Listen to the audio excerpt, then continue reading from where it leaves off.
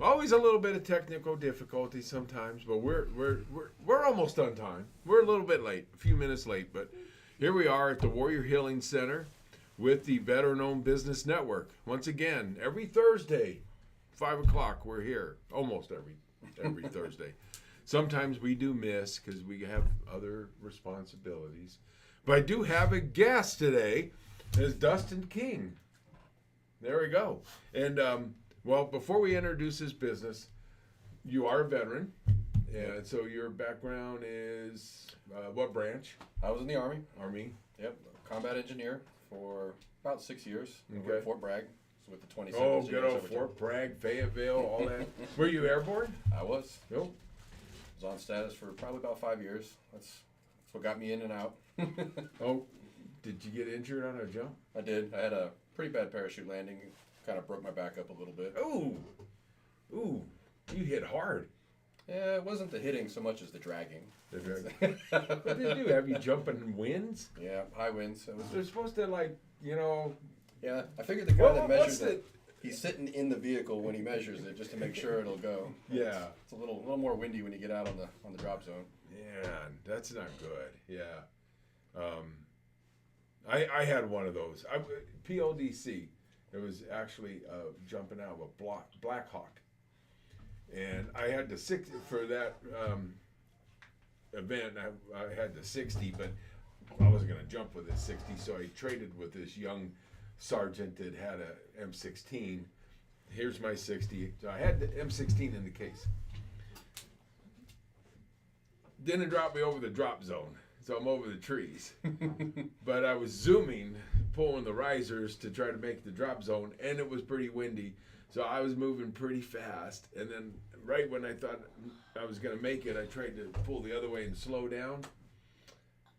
I hit hard enough on that. I landed on the left side where the rifle was. And after you do that body check, like everything's still good. I took the weapon out, the barrel was bent. I believe it. I hit hard enough to bend the barrel of an M16. So, yeah, I didn't get injured, but that's too bad to hear, but yeah, it happens. It happens. A lot of people don't realize how many people do get injured on jumps.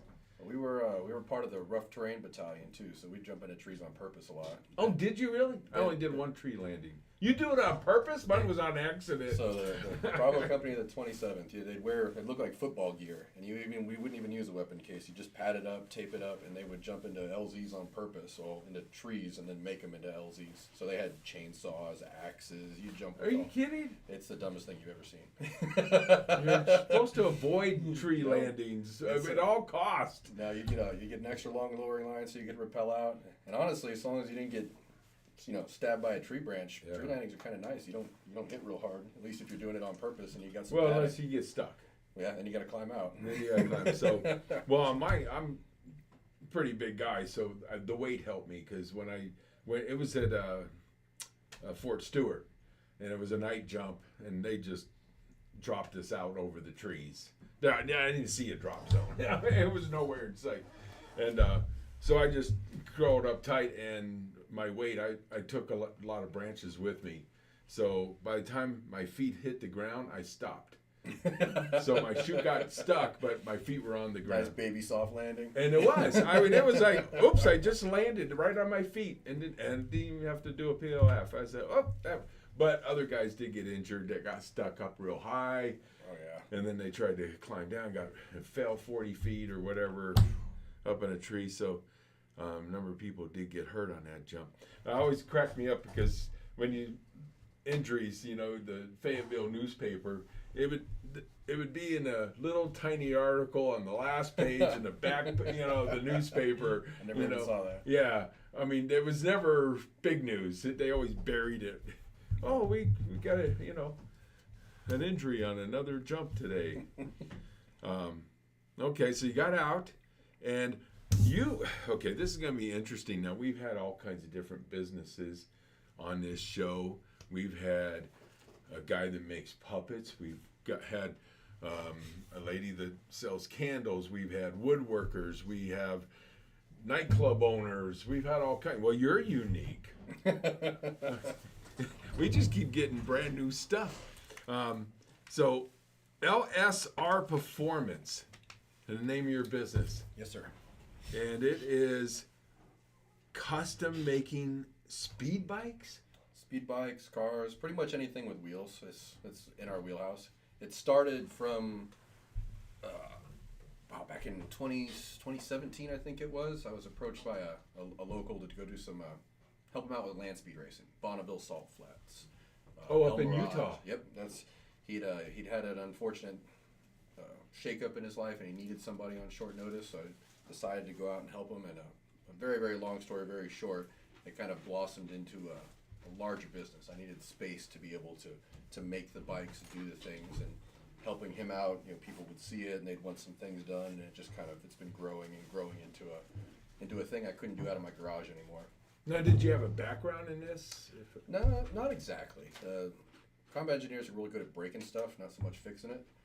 But I did have a little bit of a maintenance background. When I came out, I was working downtown, building engines, fixing things, and when I went overseas as a civilian, I was doing maintenance stuff over there for a couple years.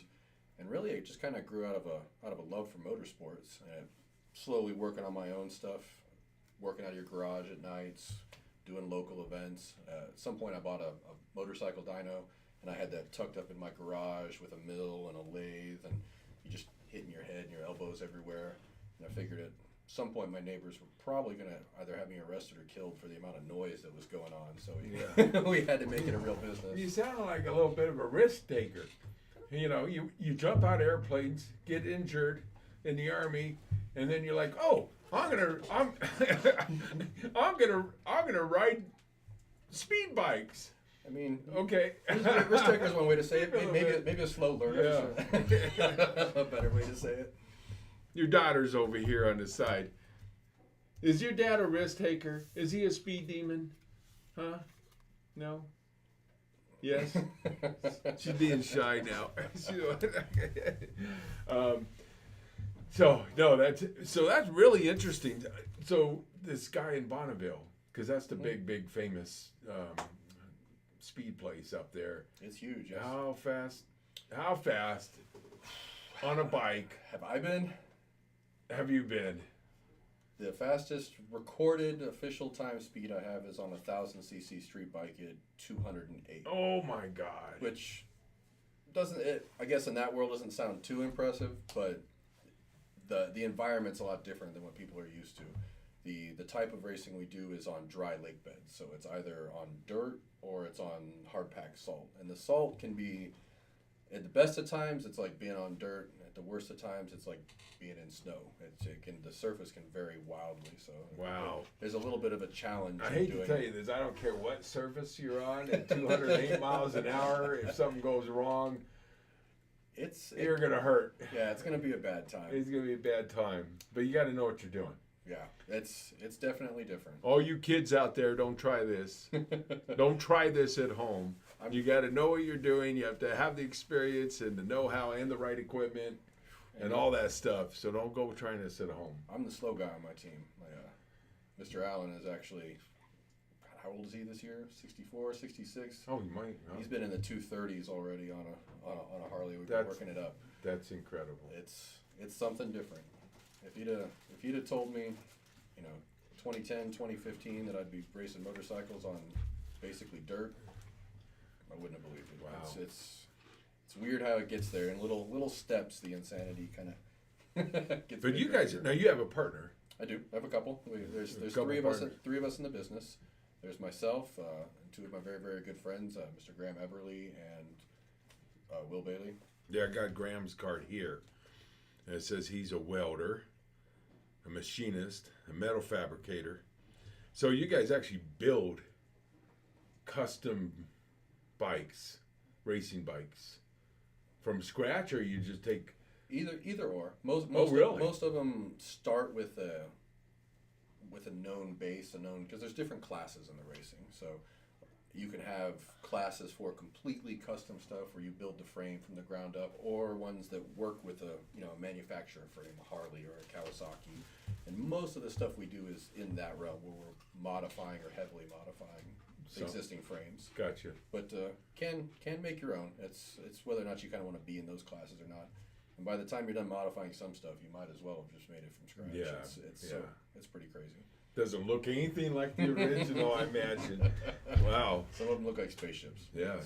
That's got to take a lot of talent with welding and with machinery and with everything in the engine. That's a lot of talent. It's fair to say, not to be contrary, but it's more like a lot of learning. Talent only gets you so far. You have to do and fail and try again and That didn't relearn. work.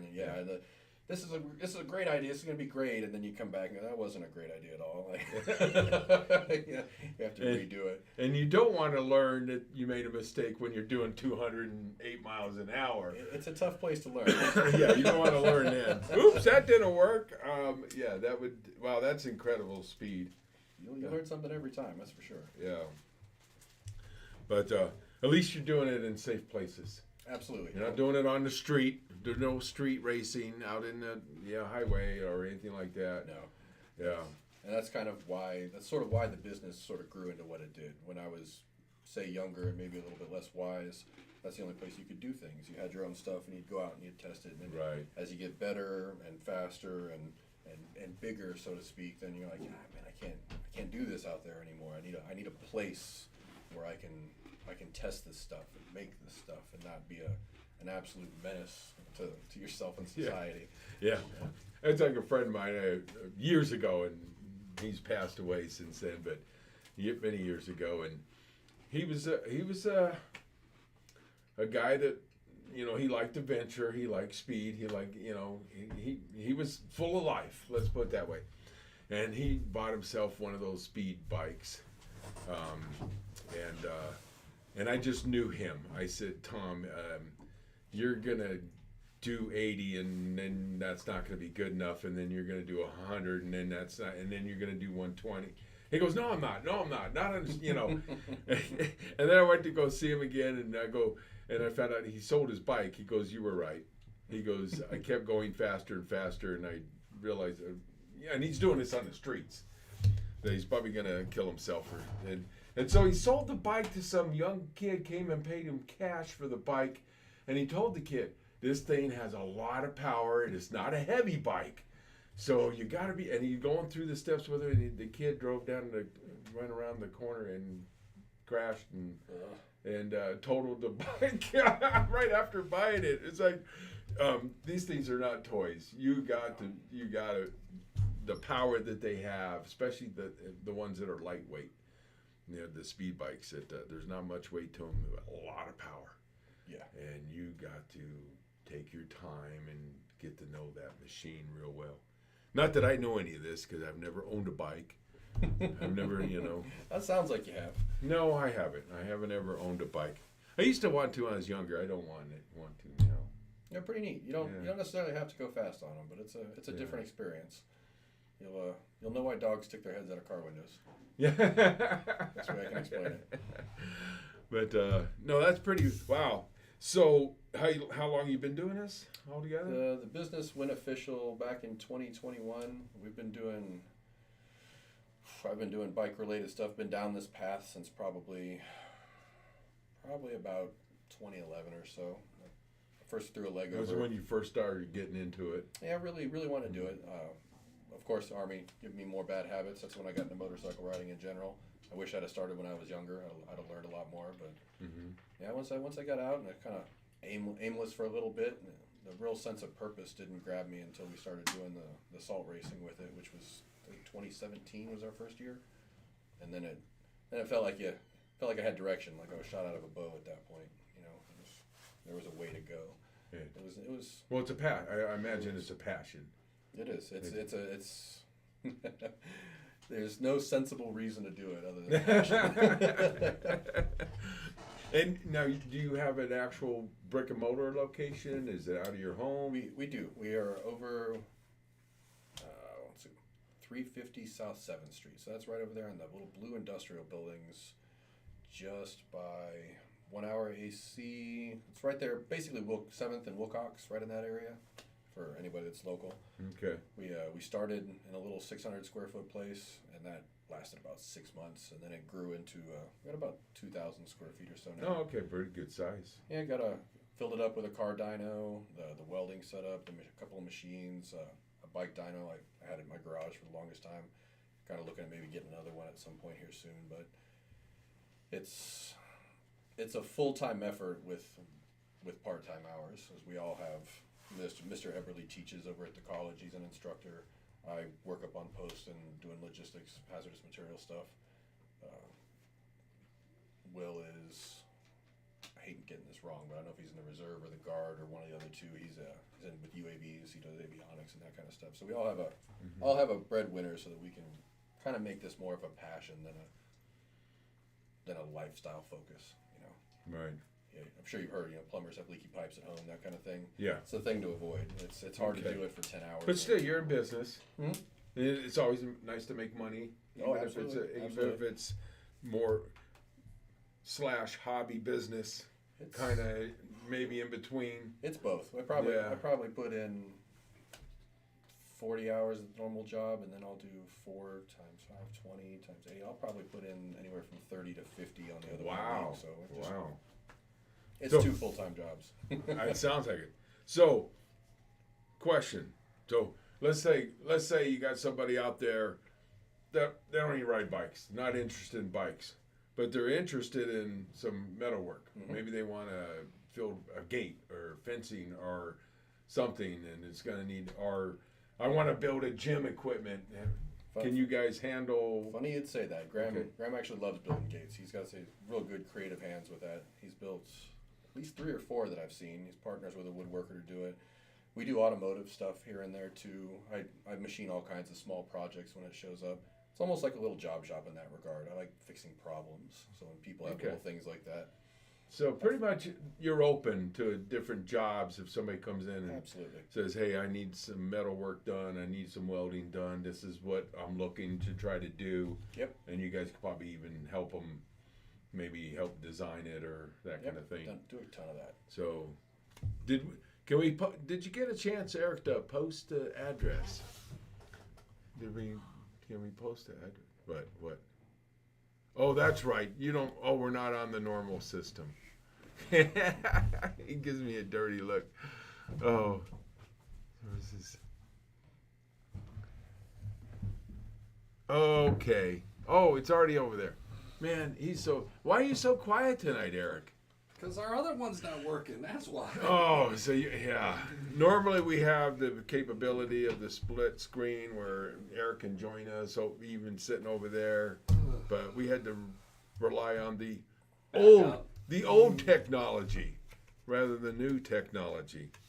But Eric's still here. We had to go back to the sticks and the stone tablets, so we're still here. Yeah. Yeah. And next week I'm going to be gone, and Eric's going to be by himself next week. So he will be doing everything, hosting the show, doing the back end stuff that he does, and everything. And with a guest, I'm sure, hopefully next week. We do. With Eric. So, anyway, just a side thing. I wanted to make kind of a cool announcement. It had nothing to do with you, so just a second. I walked in the Warrior Healing Center today, met a gentleman that I knew, Charles, with the Buffalo Soldier Association here in town. And we had worked on a project quite a few years ago where we did a film out at the Camp Naco, which is a historical site where the Buffalo Soldier units were stationed back in the day. And very old buildings. And a lot of people wanted to just tear them down. And there was a lady from Cochise College, Becky, I don't remember her last name, Becky, that was working to save Camp Naco. He informed me that they got some serious funding now. Good. And they are going to restore that historical. I wanted to make the announcement. Camp Naco is going to get restored, and it is going to be a historical site that people can come to Cochise County and visit, like they do Tombstone and the other historical sites. So I thought I just wanted to throw that in there. I was excited when I heard the news walking in the door. before the podcast. Anyway, side thing. Back to Dustin. So, what else do you do? Speed bikes. What are some of the really? Oh, okay, another card. That way I can get the name right. I got the name right. Without the card. See? He's giving me a dirty look. The second time around. Oh, nobody knows that but you. We were actually on the first time and the system wasn't working, and yeah, I got the name wrong. Okay. Thanks, Eric, for announcing that. That's what I'm here for. Yeah. Do you have any announcements to make over there, Eric, about anything coming up the next week? Not yet. No? Okay. All right. So, what kind of bike do you personally own? I've got a couple. That's they always end up growing. I have right now. I still have my land speed bike, which is technically street legal. It still has headlights on it and license plate and all that good stuff. It's sitting in the garage. I don't ride that one too much. It's kind of like getting into a fist fight phone booth. It has too much power to be running around. It drinks $25 a gallon fuel. It's not the smartest thing to ride around all the time. Well, run that by me again. It's so one of my bikes, the one I set the record on, or a couple records on, it's a 2000 and mostly 2007 Kawasaki ZX10. It makes somewhere in the neighborhood of 320, 330 horsepower. It drinks C16, which you fuel out of a drum. It costs about $25 a gallon. $25 a gallon. And you were complaining about putting gas in your car truck. $25 a So gallon. I don't ride that one too much. Yeah. I recently got a little Indian, actually, a flat track replica okay. bike, which I enjoy that. That's a lot less power, somehow a little bit less practical. I think you can store a credit card in the back of it. That's about it. No fairing, none of that stuff. Just kind of a good puddle jumper, used to call it. I still have a kind of a bigger touring bike laying around. Saddlebags on it and a big windshield. I haven't ridden that one in a little while. It's usually for going bigger distances, but Is it a Goldwing or something else? It's called a C14. It's a Kawasaki Concourse. So I'm not familiar with that one. they made them. They started making them in 2009, I believe, and they took a kind of their big flagship sport bike, a ZX14, and they put higher bars on it, a windshield. It's a little bit more like an FJR, so more sporty than a Goldwing, but definitely not a leaned over sport bike. It's kind of rides that middle ground. Still has Are you some married? handling. No, I've dodged that bullet. Oh, I was going to ask you if your wife rode. No. Nope. Not No. at all. Okay. He doesn't have a wife, so she can't ride with him. Okay. Do you have a significant other that rides with you? See how politically correct I was? Was that not politically? Because significant other. No, nobody really rides with me much right now. Okay. I don't have a whole lot of time for it, unfortunately. Yeah. Try to make a break for it once a year when we come back from Bonneville. Try to make a tour for it, but it doesn't always happen. Last year we got rained out real bad, so didn't get to take the trips. Who your guest here that's off camera is? She does ride with me, yes. She does ride with, and this is your daughter. Yes, it is. Okay, so your daughter does ride with you sometimes. Yeah, you can come swing over here and get on camera. Everybody, just smile and wave. You're better looking than him and me together. So just come over here and wave. No, huh? No, Sure. no, she won't. All right. All right. It's on you. Yeah. Nobody's gonna. Yeah. Okay, I tried to get her on here. That's all you can do. Yeah, so she'll ride with you sometimes. All the time, yeah. Take her on a nice little ride out of town or something. Absolutely. Yeah, we went down to Bisbee for that little event they just had last weekend. We'll do that. Catch breakfast every once in a while.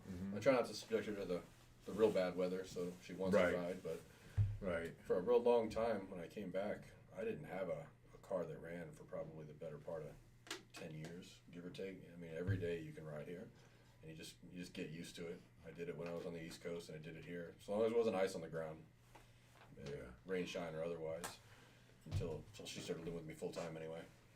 I could picture myself if I did have a bike or bought a bike. It's just finding those country roads that are quiet, peaceful, that have some scenic.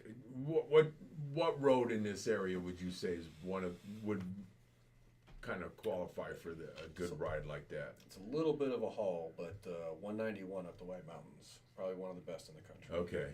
That's as scenic and as quiet and as diverse as you can have. You might not see another human being for hours out there. And for hundreds That of sounds miles. enjoyable to me. It's one of the Riding one best. on the freeway? Absolutely not. Absolutely not. Nope. What do you think about the new rule? I got to ask because I think it's kind of crazy myself. So they passed a new law that bikes can, Filter a little bit. what do they call it? So- Go in between. There's a couple different names for it depending on what you're actually doing. I think they call it a filtering law here. So you can move in between stop traffic, which compared to other places that have lane splitting laws with the way it's supposed to be, where you can actually ride between moving traffic. So Well, it's, I've been seeing them moving traffic all the time, right that's- in between. that's not the way the laws run, but like, So technically, it's supposed to be stop traffic that they can go in between. yep, multi-lane roads in the same direction with posted speed limits 45 or under, and then you got to have stop traffic. Yeah. Those are the big ones there. Then you can filter up through it. That's just because people rear end bikes all the time. That was to try to mitigate that down some. I've been rear ended twice on a bike. Once over between Fry and 92. I think I've been backed over in drive-throughs a couple times. That's a thing.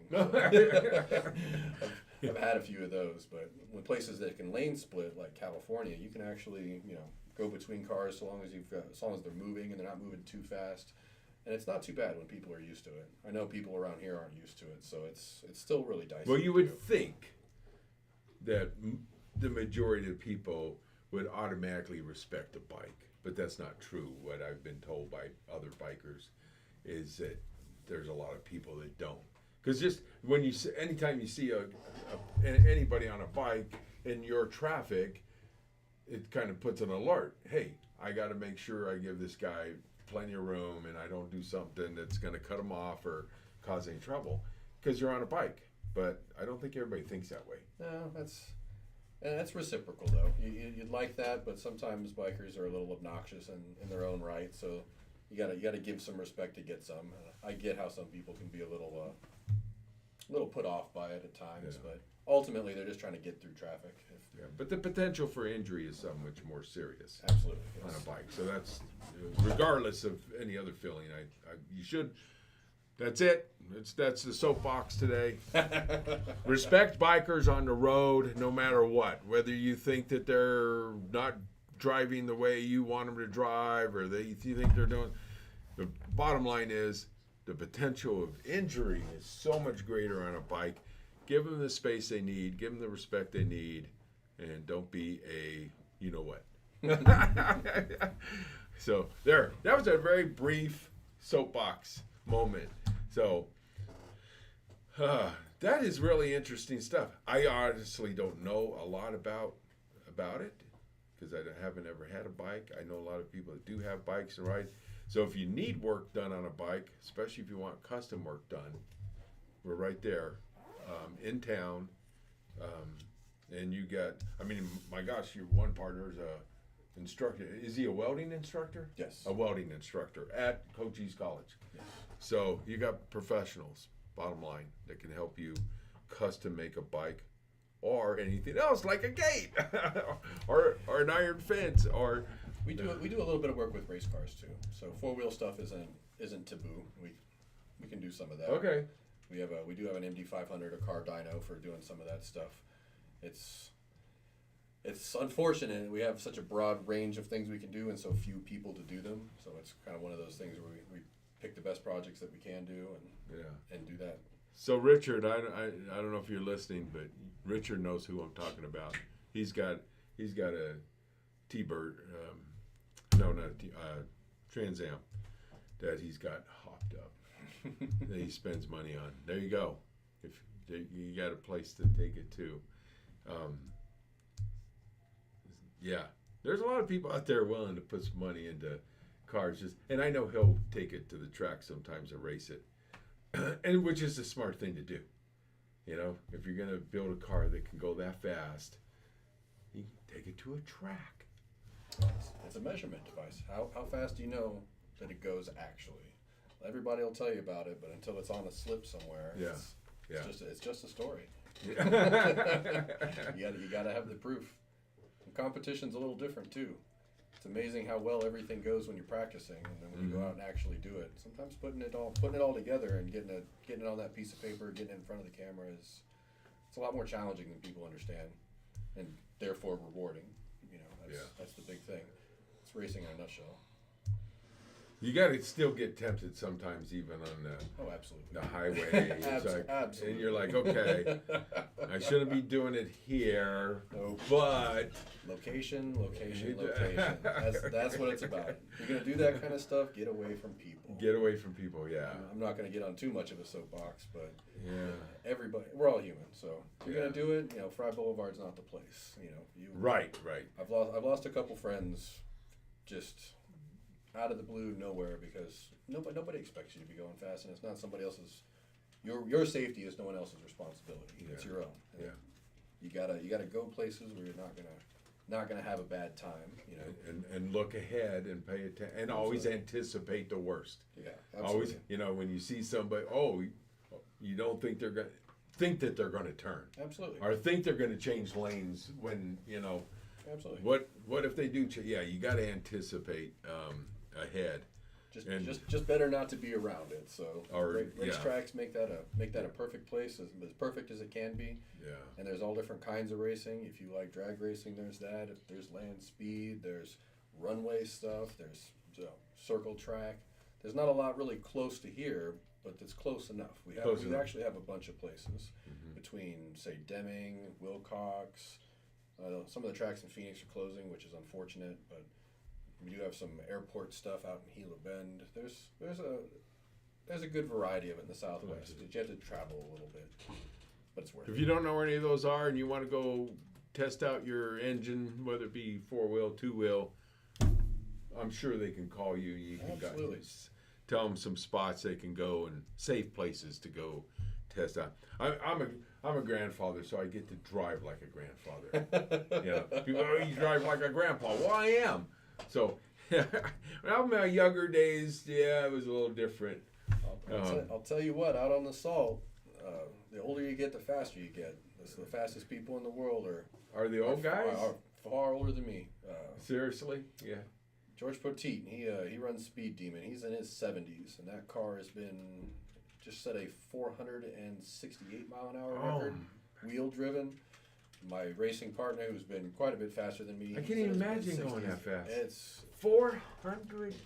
400 and he's actually been 480 in that car, I believe. So the records out there actually they're called flying mile. You have to sustain the speed for an entire mile, and it's an average speed, and then you have to do it twice, and they take the average of both. Well, at that speed, it don't take long to go a mile. Nope, at 200, Dude, at a mile. 208 miles an hour is what we just did on a naked bike on a 2007 Harley Dyna. No fairing, just naked, low to the ground, big turbo. 208 miles an hour, you cover a mile in 17.4 seconds, give or take. That's actually how they compute it, for the amount of time it takes you to go from one end to the other. That's at 480, that's, good Lord, that's probably under 7 seconds.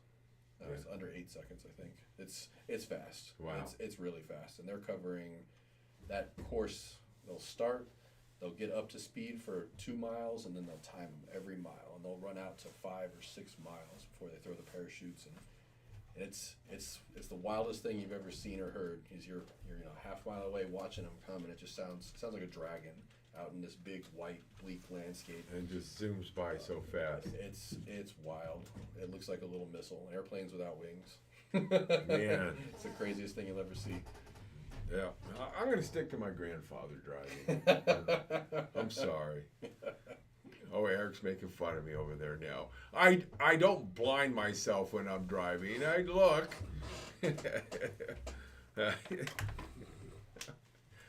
But, and hey, I say I don't That's the one time you need a soapbox. When? So you can sit on it so you can see where you're driving. Oh, you know what? You're just picking on me. I do. I drive like a grandpa. I'm kidding. I don't get any tickets. That's That's a good thing. You're lucky I don't have the camera now. Yeah. Of course, nowadays everything's so much more stricter. I have to admit, when I was younger, I drove a little faster. I had Plymouth Fury. I had a 1960 Plymouth Belvedere. Did you? Yeah, 4-door Fury. Yep. Yeah. What was it? A 396 engine, if I remember A right. little bit later then, yeah. I think 396. Boy, that thing could fly. So I'm in California. It was visiting a girlfriend who later was my first wife up in the foothills, and I was coming home.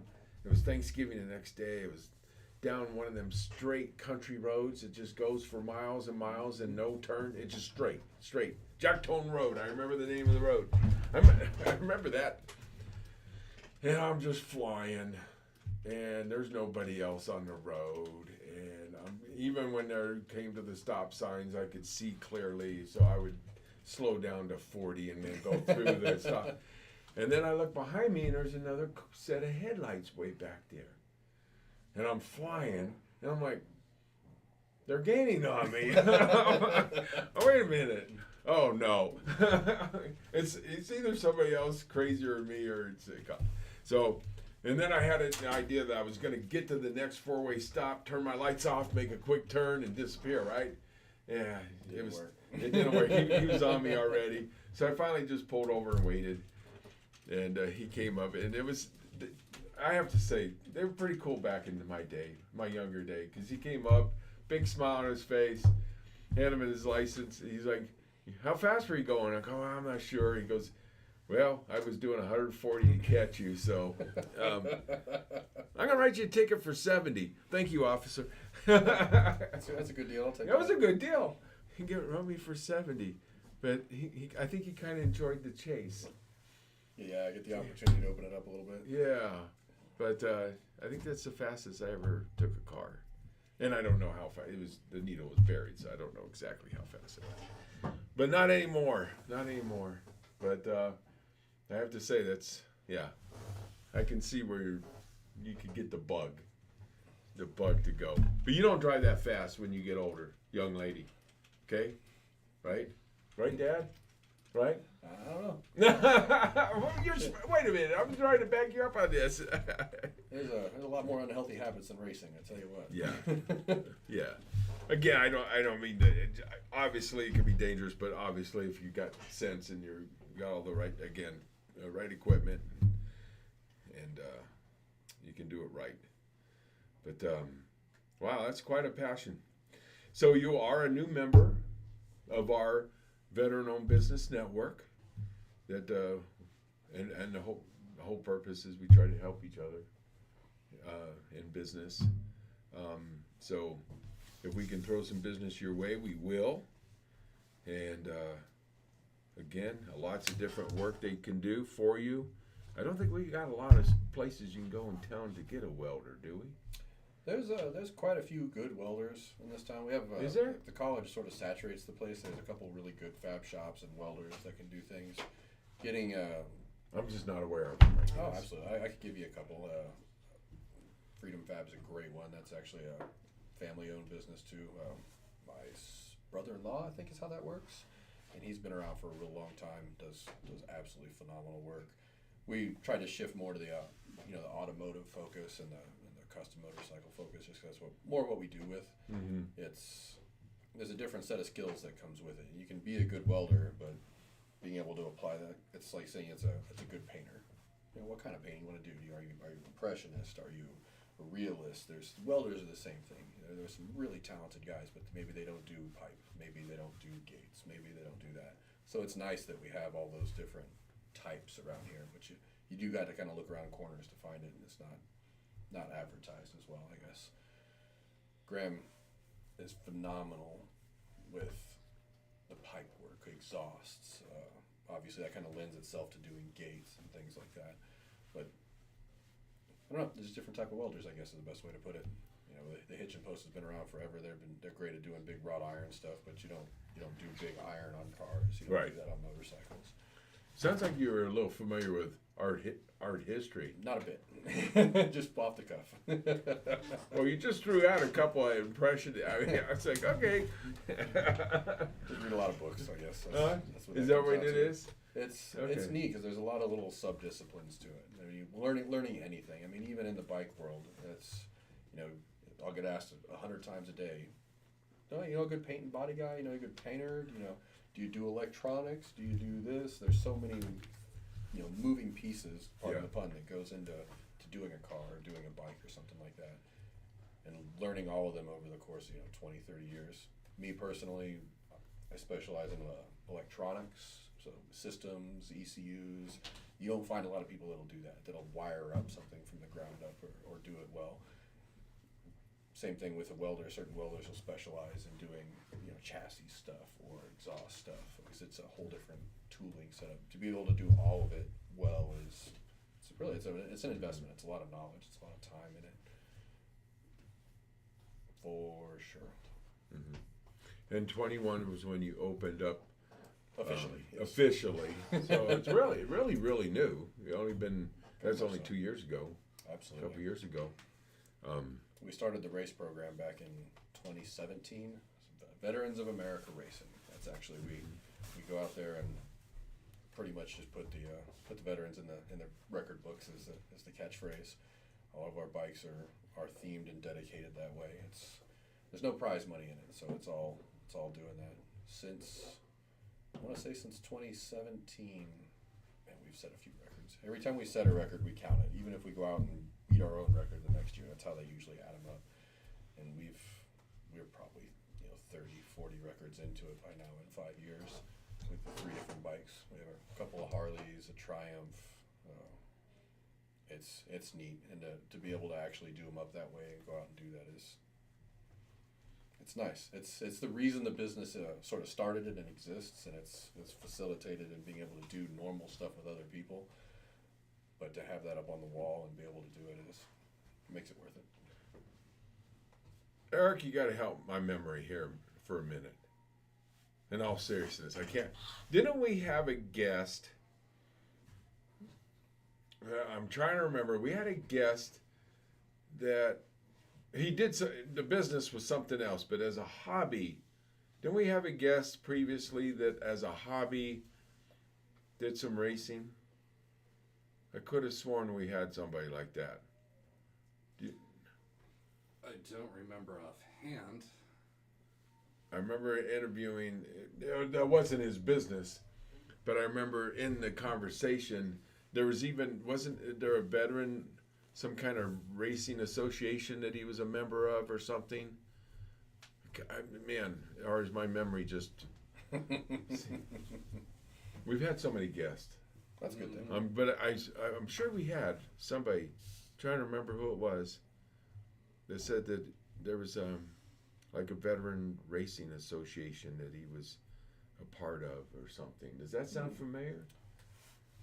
Not offhand. Off the top of my head, I don't think we're the only people crazy enough. Yeah. Something he did on the side. That's the memory's going. The memory's going away. Yeah, you got to zoom in. See, you're getting all blurry if you keep rolling back right. too far. Yeah. Get out of focus. Well, what else we got to talk about? Oh, What else? that's the majority of it. That's to be your honest life. with you. That's pretty much my life. That's a lot of hours, dude. It's Working full time and then, yeah. you get used to it. I guess the best way to put it. Like, it's hard at first, but Is he ever home? We get home about 8-ish, 8, 9ish. 8-ish, 9-ish. Yeah. Do you help him at the shop? Depends. What does she help you with? She's we're getting good at teaching her the tool names so that she can run and get them. She's kind of my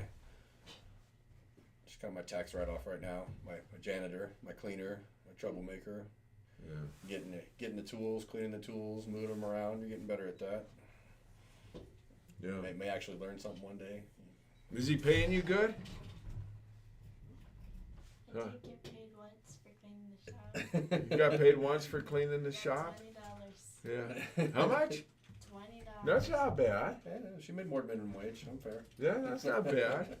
For $20 for an hour of work, that's not so Yeah. bad. How old is she? How old are you? When were you born? She's You're like 11 or 12, She's like, what do you right? mean now? She's like, you don't know? We forget. You figure it out. We but forget. It all blurs together. I'm your own daughter. You don't remember my birthday. At least he remembers your name. What's her name? Sabrina. Sabrina. Oh, I like that name. Sabrina. Oh, he remembers your name. How old are you? Sabrina. Yeah, you got to think about it. You see how that works? Yeah. Oh, I know. Yeah. Well, I'm 11.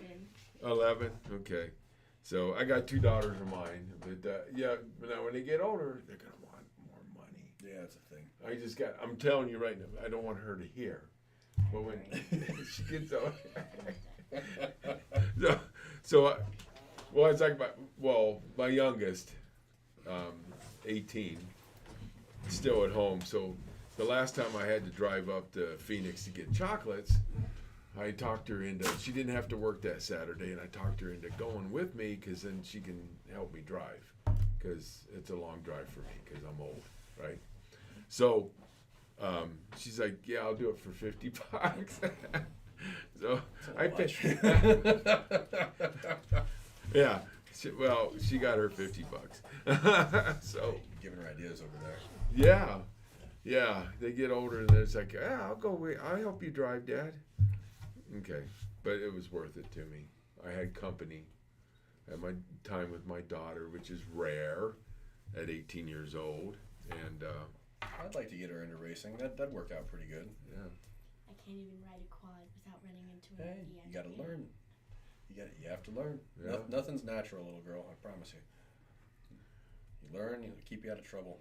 It'll get you into different trouble, but it's trouble we can deal with. But she's not going to be a welder. She's going to be a veterinarian.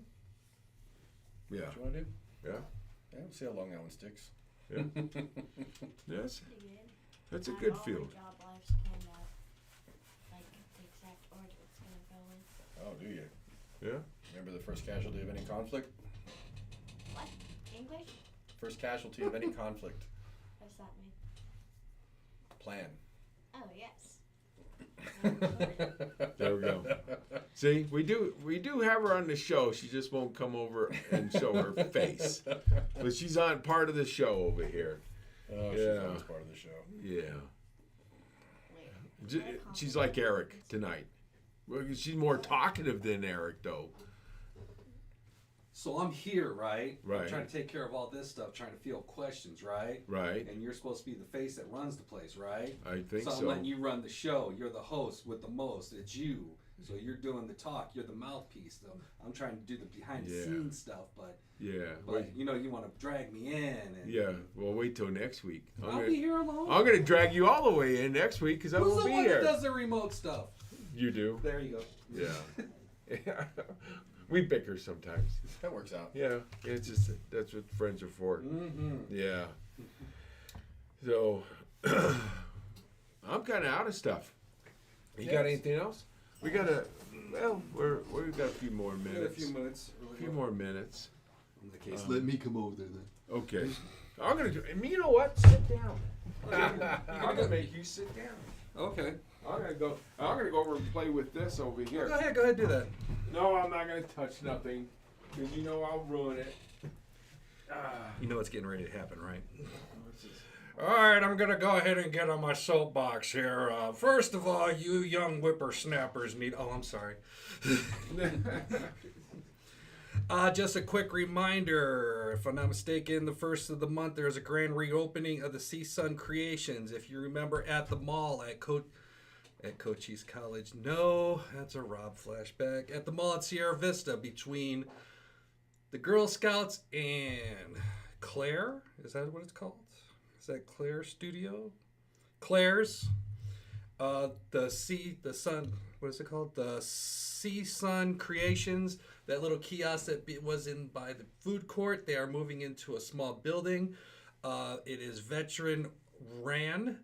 So by all means, come on out there. They will also have other small veteran businesses, like little setups and stuff that'll be in there as well. To include our friend Travis, the puppet master. Yes, Travis, get a hold of me soon. I know you're watching. You just refuse to say something. It's because I don't got the dual screen. That's what it is. So, by all means, go ahead, check it out. Let's see. I'll read their poster. Come on in and meet all the new vendors and their amazing products at this location. There are raffle giveaways for small businesses and customers, 1 ticket per small business and 1 ticket per family. And they will be open Saturday, April 1st. Don't be a fool. Come on out and check out the grand reopening of CSUN Creation. Oh, that was so clever. You like April that, don't 1st, you? Don't be a You're fool. a poet and you didn't know it, Oh, huh? you're so clever. Yeah. You're locally near. I mean, not locally, but what you were originally from Sierra Vista? Pretty much. Parents Okay. moved here when I was pretty young. My younger brother was born here. Okay, so just after the military, you decided to come back here. Yeah, believe that or not. Well, we were all like that at one point or another. I was stationed here in 94, 98 with 19 SIG. And then some said, yeah, come on back. Like, you already know the area. It's quiet. Is it? Is it, though? Mostly, yeah, it is. Yeah, it's quiet where yeah. If you talk to the younger generation, they'll say, yes, it's quiet. Is it? Is it, though? Hmm?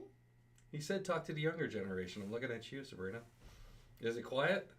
And Sierra Vista is Sierra Vista too quiet? I have that effect because Not I was really thinking at about if night. you work them young, then it doesn't count as child labor laws, but it could be along those lines. And then he's like, "I want to pay him $50. How dare you, sir? Yeah. How dare you?" It's not quiet to Sabrina because her dad has bikes. I'm sure. Well, yeah, then it is pretty loud for her. But you said Yeah. ask the younger generation, so you're what?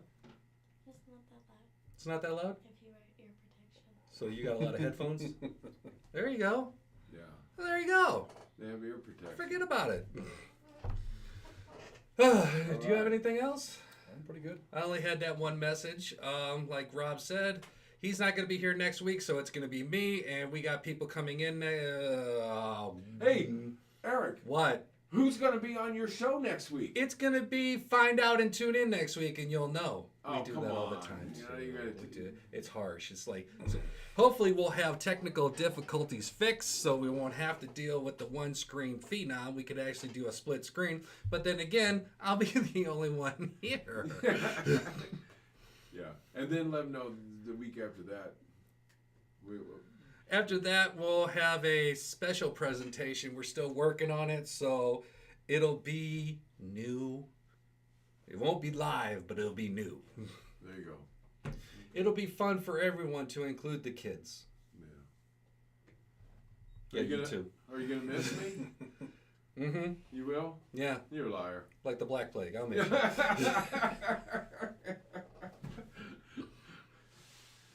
All right. This is why I'm not allowed in front of the camera, because this is what I do. All right, if there is nothing else, and let me look and see if we have any questions. Hey, he knows that guy. Which guy is that? LSR Performance LLC. I'm taking a wild guess. It might be you. Bet you that's Will. I think that is Uncle Will. And yeah, this one's got all the multi streams. So I didn't catch anything on anything else. Yep. That's only mildly embarrassing. It works out. What? What? If you want to check out some of the amazing pictures, go on over to their Facebook page, LSR Performance LLC. While Rob was interviewing Dustin over here, I was going through the pictures of what they got posted. A lot of amazing things to check out. If you want to get like a little back brief history, get a better understanding. If you want to go check out the shops, by all means, go ahead and check them out. And unless he's getting another message from Will? Yep. And I guess that means no. We'll go ahead and head out here for the night. You know, I see in the future another on-site video Oh yeah, there's gonna be several on sites. at his shop. We do some pretty neat stuff. Once a year we have a big open house, which we did it back. We usually do it in November when it cools down a little bit. But we'll do a 1 or 2 day event. We'll have brisket, barbecue, dino games. We'll bring some of the cool stuff out, let everybody see it. It draws a pretty big crowd. The first time it drew a couple hundred people. We did some raffles. It's actually a really good time. Just bench racing extraordinaire. We run a lot of bikes. We even put a pedal bike up on the dyno and hurt everybody's feelings. I see that. That's a good time. Always a good time. Always a good time. I see this in the future, Eric. Yeah. It'd be a good one. Because you're clairvoyant. That's right. I see it in the near future, like when the weather's nice. He's near clairvoyance. Okay. Is that a word? So Thank you. Yeah, we'll plan that in the head. We'll plan something. Of course. For that. Yeah, that'd be good. All right, as always, if you're watching this, by all means, leave a comment so we can answer it later on, either by myself, by Rob, by Dustin, or by the man behind the LSR Performance LLC, a.k.a. Will, or maybe even Sabrina will get on there if she takes off the earmuffs and types something out. You're good. What? I'm so confused right now. Earmuffs can type? Yeah, we're not giving you $50 though. Yeah, maybe 50 cents. Last chance to get on camera. You want one? It's right here. You want to Last take us chance. out? You sure? You good? Ah. All right. Right next to your dad. He's Like, right- comment, share, by all means. Let's get the message out so that everybody, your friends, have your 2 friends share, have your 2 friends share, and like the shampoo that I need to put in my hair for the love of God, and so on and so on and so on. Everybody take care. I will see you next Thursday, since Rob will be on assignment at Parts Unknown.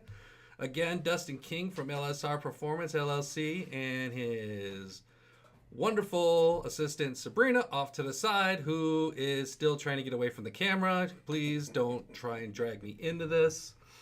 And of course, Travis comes in with the last second. Thanks as always for the show and all your support. We are